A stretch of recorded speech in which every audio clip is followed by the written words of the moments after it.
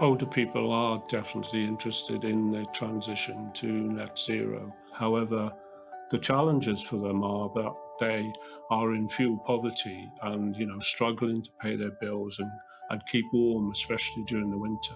And although they are genuinely interested in greener energy, sometimes their priorities are more day to day and more urgent.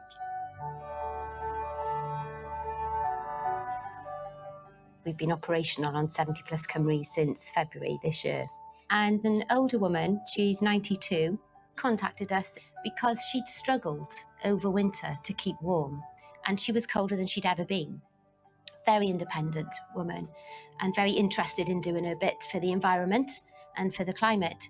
She'd had solar panels fitted through grant funding and storage heaters were fitted. It was all very new to her. Our home energy officer went to visit her to find out what the problems were. Nothing beats that face-to-face in-home contact that we deliver.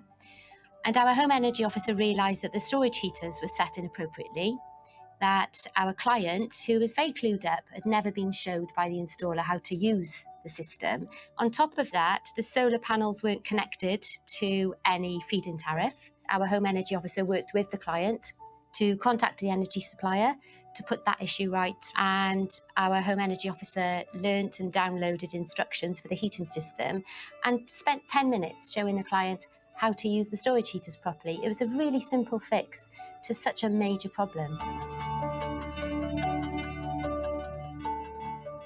I think all the home energy officers have come across examples where we've been able to provide just practical support. From that case study, I think we can see that small fixes can have a big impact on people's lives. I think it's an absolute fallacy that older people are not interested in net zero.